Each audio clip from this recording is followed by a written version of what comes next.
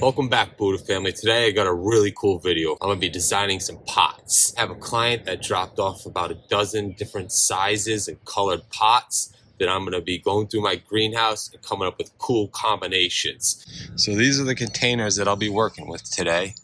You can see they range in size, color, so I'm gonna have to choose which flowers go with which colors.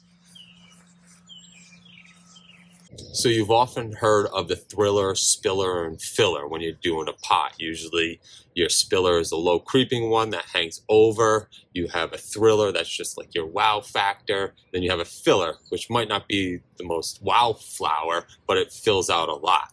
So I'll be going over those with you. So I'm going to set you up and you can see the whole greenhouse as I walk through it. And I'm going to be picking out all different plants and color combinations. And then we'll regroup and I'll show you the designs and how I plan them.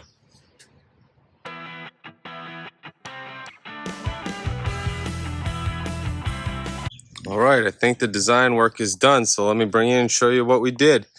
So in the first pot, the biggest pot, I chose 3 colored cannas. I have a peach color, a yellow color, and a red color. So they're going to sprout up and they're going to be nice and tall. And then I have this iconic purple apricot that will spread throughout the bottom and really spill over. So you're going to have 3 colors really up tall, and then you'll have this spiller that will spill over. So in this case, my cannas are my thrillers and my fillers, and then my calibrachoa is my spiller. The next 2 pots, it's just one plant. It's a vining thunbergia. So there's 3 colors in one. I mixed a rose, a white, and a yellow flower. And these are viners, so you can see how long these vines are already. So they're gonna trellis down, and if the client wants to have them trellis up onto some arbor or a trellis system, it's just gonna be a plethora of flowers all season long. And since this plant gets big, I don't want to put anything else in the pot. It's going to do everything. It's going to fill, it's going to thrill, it's going to spill. The next 2, it's a nice little trick if you're ever out shopping, is that you can just buy a hanging basket. And here, my favorite, look at the pungent colors. So it's a purple and a red verbena. So these are going to trellis over and fall down. And then I've also mixed in this tricolor ipomoea.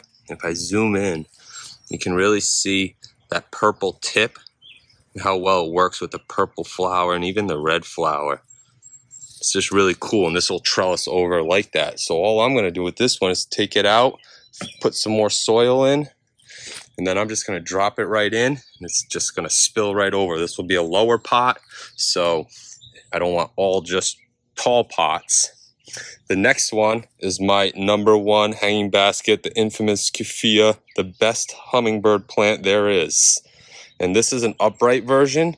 So again, I already grew them out in a hanging basket. So I'm just gonna pop this right into this container, fill with some more potting mix, and they'll be good to go. And this is just, if you've never tried one, it's the #1 plant for hummingbirds. I'll put this up against anything.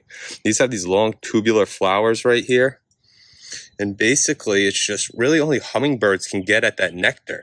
So bees, butterflies, other things like that really don't come to these. So the hummingbirds know that, and they have it all to themselves. And this plant gets massive. It gets to be like 3 feet.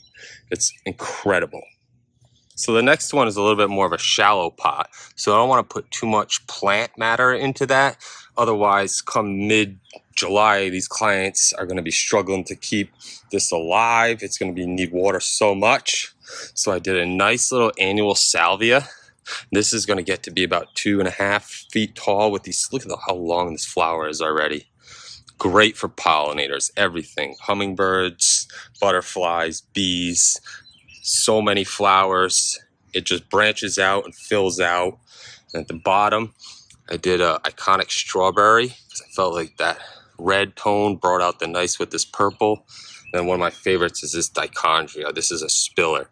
Such a bright silver foliage, and that when you compare it with the purple, it just makes that purple pop. It even makes the strawberry pop too. I love this plant as a spiller for hanging baskets, containers, everywhere the runners hit soil, they root. So this plant just continues to grow. It can spill over and actually root right into your gravel or landscape bed. Very, very cool.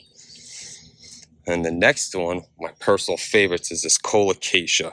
It's going to get a massive leaf, like 3 feet. It's huge. It's going to grow up, and then it gets these red streaks. Get those red streaks. How cool is that? And then what I did is, since this plant gets so big, I just did one Dracula calibricoa because I felt like that red and that purple, when it combines with that leaf, oh, this may be one of my more favorite ones. Hopefully one of the clients' more favorite ones. Because this plant, it's hard to sell now. It just looks like a leaf, but I know that everyone falls in love with it once it grows. It just gets to be so big. People are talking about it. And here we get to this one, which has a blue pot. So I got an electric pink dahlia. Look at that flower. It's just gonna bloom beautifully all season long. So many buds. And then I got the yellow creeping Jenny because I felt like the yellow with that pink, it's really gonna be contrasting. And then with the blue pot, the yellow just looks really nice trailing over. So the dahlia will be a little bit more of like a bush. And then the creeping Jenny will spill right over and kind of grow throughout. Really spill over all sides of the pot. And just these 2 pots left, so I don't want to overcrowd them. So they just get 1 plant each. This one is just going to be a little pom-pom dahlia, but check out the color. Look at that. Passion fruit mango. It's so cool. And it's just going to bud just like the electric pink all season. You get these beautiful flowers. Great for a nice little pot. And then the last one is a different type of salvia. You saw me talk about the purple one that I just planted. Well, this is a sky blue. It's actually like 2-toned. Again, same good characteristics for all the pollinators, but this actually gets a little smaller, only 20 inches or so. So this is a relatively small pot, and it's just gonna work out really nice. And last but not least, we have this turquoise bluish pot. I'm gonna go a little crazy here. So I'm gonna do my Pretoria Bengal canna. Look at all those growths already. 1, 2, 3, 4, 5. It'll just keep shooting up. It's got this beautiful variegated leaf. I mean, look at the size of this leaf already.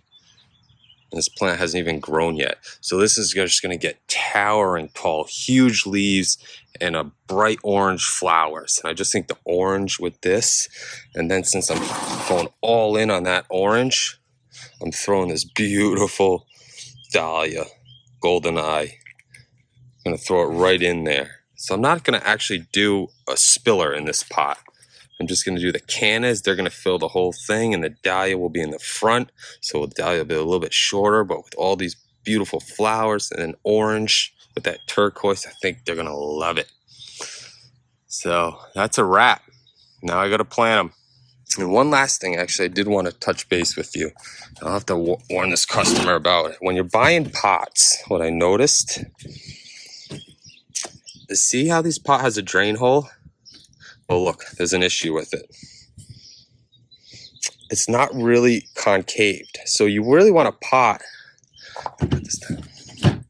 So you really want a pot where this part is concaved in, and that way the drain hole isn't sitting right on the ground. It has a little space so that if roots or anything grows, it can still drain out. But this doesn't, and I noticed a lot of them don't.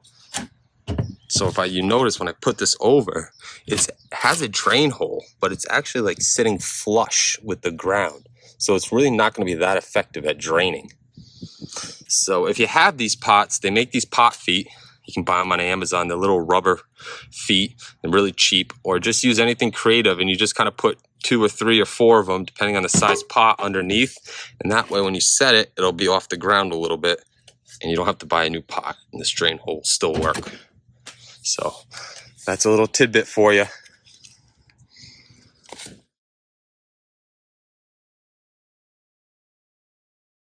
If any of the roots need to be broken up, make sure you do that. And I put the yellow in the middle because it's the most different from the mango and the scarlet. Now I just need the calibrachoa. And logistically, it would make sense to put this in the middle so that it would spread evenly, but I don't want to put it in the middle because these might shade it out too much and overgrow it. So I'm kind of going to offset these cannas to the back, and then I'll put this one right in the front. And it will still grow behind it, but a lot of the plant will grow over and have full sun so that it can always continue to grow and thrive without being outproduced by the cannas, where if I put it in the middle, that may happen. A couple little tips: when you're filling large pots, I'll fill a bunch of soil and then I'll kind of lightly push it down to give it that compaction. You don't really want to do it hard. You're just trying to do it a little bit so that if you didn't and you just filled it, as you water it, slowly it will all settle and you'd have a void of soil. So I want the most soil. So just a light compaction. And then you can take a pot. This is the one that I'll be transplanting from, and kind of use it, and I can tell that this is already too high. So I got to take some out, and that way I'm not struggling with a full plant. When it comes time to have to do something like this, I'll take my hand, I'll put it in the middle of the pot. And that way you kind of support all the plants.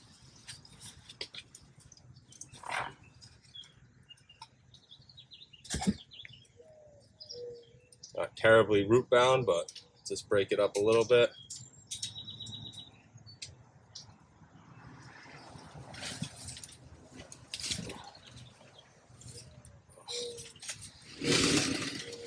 It's beautiful with that gray look, that natural stone look.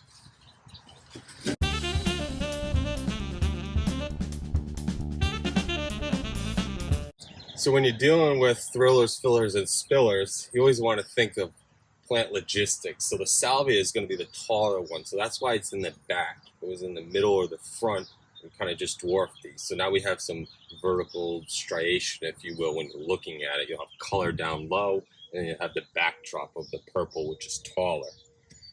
And then when you're dealing with spillers like this that have these really long vines, what I like to do when I plant them is actually kind of train some to go to the other side of the pot. So I'll move this one over right through the middle like that. Doesn't look wonderful, but that'll give the plant a head start to fill out and start to drape over evenly.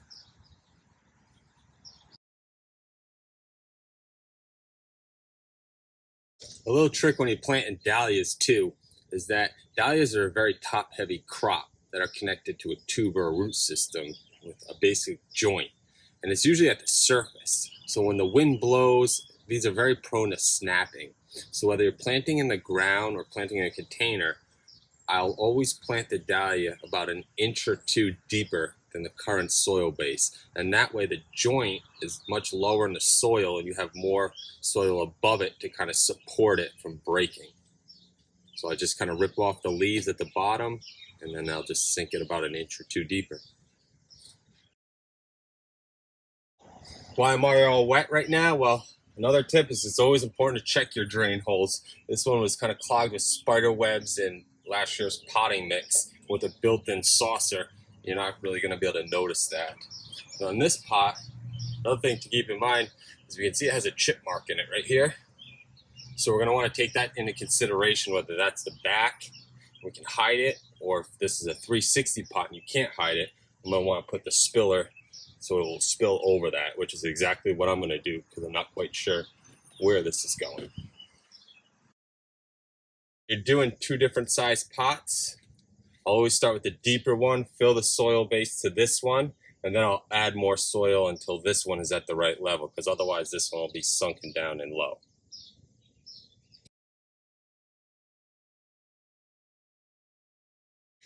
Another thing to keep in mind when you're doing a planter is that you're going to be tempted to fill it all the way to the top with soil so that the plant has the most soil. But you always want to leave at least a half inch, an inch is even better, below the surface. And that way when you water it, it can pool up and really soak this whole pot, especially as this plant gets massive. Because if you fill it all the way to the top, you're only going to be able to get a little bit of water in there before it just runs off the side. It's definitely going to save you a lot if you live in a hot climate or anywhere in the summer when these plants are big and it's 90 degrees out every day. Look at the way those orange pops with that blue. This is going to have thousands of flowers. I'm not kidding you.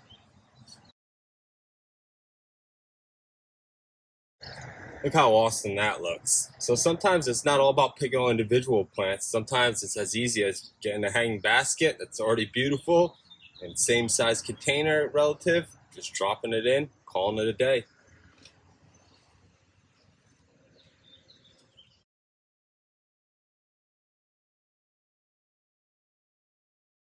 Well, that's a wrap. So let me bring you down and show you the final result. So here we have the 3 colors of the canna with the iconic purple Calibrachoa that will creep along the bottom. We have our 2 tricolor Thunbergias, the viners. Look at these vines already. They can hang down, they can grow up in these nice stone colored pots. We've got that best hummingbird plant ever in a nice blue pot. We've got the verbena. Look at that colored pot. When these trail over, that's gonna look so nice. Here we have that salvia purple with the strawberry Calibrachoa and that silver dichondria. We have our sky blue salvia in a little pot all by herself. We've got that redemption colocasia that will get that red streak down the middle with the Dracula Calibrachoa. And then remember we get a chip, so this will hang over and cover it. Got our 2 dahlias. This is the electric pink with the creeping Jenny in the blue pot. Striking contrast of colors. We got that passion fruit dahlia all by herself in her own little pot. And finally, we got what I think is going to be so awesome. Is that orange Pretoria Bengal canna. These beautiful leaves setting up all these shoots. Then we got that fun flame dahlia, that nice orange and yellow, which will bring out the lighter orange colored canna in this bluish turquoise pot. It's gonna pop. So hopefully you learned something and you enjoyed this. Have fun making your planters. It's one of the coolest things you can do with your flowers. And thanks for tuning in. We'll see you around.